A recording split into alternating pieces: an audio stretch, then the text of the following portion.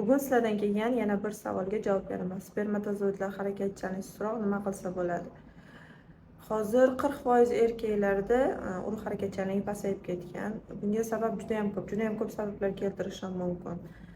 Yomon odatlari bor erkaklarda, immuniteti past, vaqtida dam olmaydigan, to'g'ri ovqatlanmaydigan, irsiy kasalliklari bor yoki qandli diabet kasalliklari bor erkaklarda, har doim qon bosimi yuqori yuradigan yoki o'sha jinsiy yo'llardagi yallig'lanishi bor erkaklarda urug' harakatchanligi past bo'ladi va homiladorlik ketishiga sabab bo'ladi.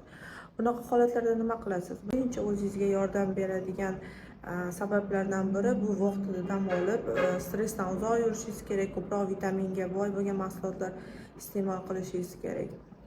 Qanaqa vitaminlar urug' harakatchanligini oshirishga yordam beradi? Ko'proq vitamin C, vitamin E, omega 3 ga boy bo'lgan mahsulotlarni qabul qiling. Mineral moddalardan selen, sink juda ham katta yordam beradi urug' harakatchanligini oshirishga. Mana shu vitaminlarga boy bo'lgan mahsulotlarni iste'mol qilishingiz kerak.